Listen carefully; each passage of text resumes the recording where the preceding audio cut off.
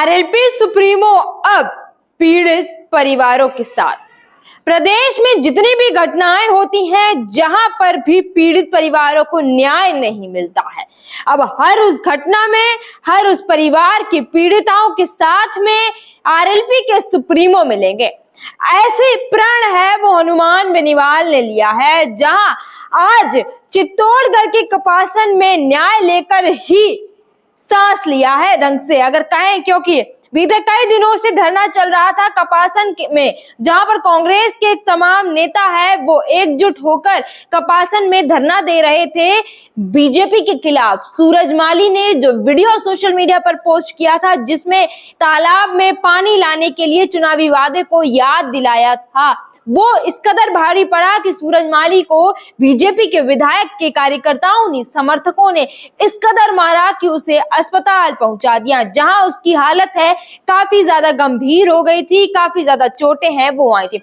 साफ तौर पर द खटक पर वो वीडियो दिखाया गया था कि किस तरीके से उस लड़के के साथ सूरजमाली, जिसका नाम है, कपासन का रहने वाला है, दरिंदगी हुई थी, और वो दरिंदगी बीजेपी के विधायक अर्जुन जी नागर द्वारा करवाई गई थी। लेकिन आज उस पूरे मामले को 12 से 13 दिन हो चुके थे जब पूरा ये जो न्याय दिलाने की मांग थी वो चल रही थी, जिसमें 6 सूत्रीय मांगे थी। लेकिन जब तक हनुमान बेनीवाल नहीं आए थे, यानी कि न्याय के लिए लड़ाका हनुमान बेनीवाल ने नहीं एंट्री ली थी जब तक इस पूरे मामले में, तब तक कांग्रेस भी कुछ नहीं कर पाया था।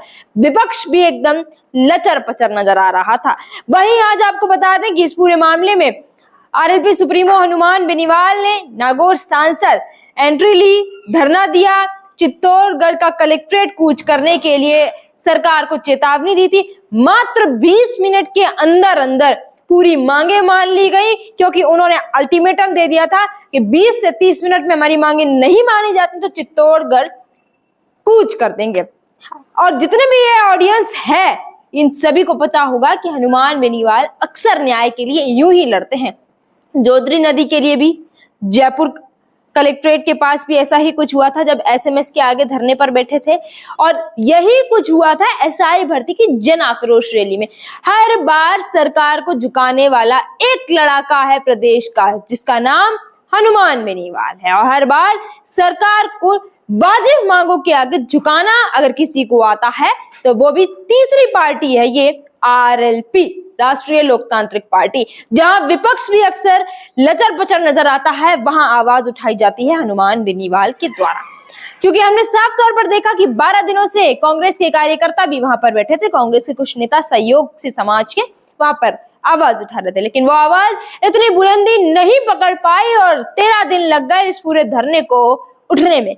उठा तो ऐसा उठा कि न्याय लेके धरना समाप्त हो गया। क्या कुछ 6 सूत्रीय मांगे थी, ये भी हम आपको बताते हैं कि हनुमान बेनीवाल ने क्या पूरा मांगों का पत्र रखा था। उन्होंने कहा था एक दुकान का आवंटन हो, परिवार में एक संविदा पर नौकरी मिले, और साफ तौर पर कहा था कि जितना भी सूरजमाली के लिए जो उपचार में खर्चा आएगा वो दी जाए सरकार द्वारा। इसके साथ 25 लाख रुपए की मांग रखी गई थी, जिसमें से 20 लाख रुपए कैश सरकार द्वारा दिया गया है।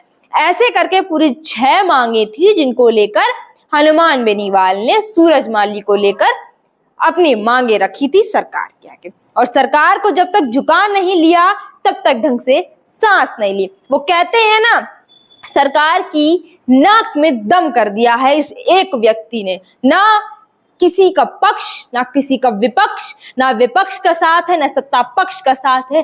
तीसरा मोर्चा, जिसका जनता का सहयोग है, जनता जिसे चाहती है, जनता जिसे आगे बढ़ा रही है, वो मसीहा बन रहा है, न्याय का लड़ाका बन रहा है। उसे हनुमान बेनीवाल के नाम से जाना जा रहा है, और वो हर तरफ, चाहे भरतपुर में जाट का आरक्षण हो, चाहे एसआई भर्ती का, चाहे नरेश मीणा की बात हो, हर एक मुद्दे पर वो लोगों के बीच जा रहा है और जा जाकर लोगों से जुड़ रहा है।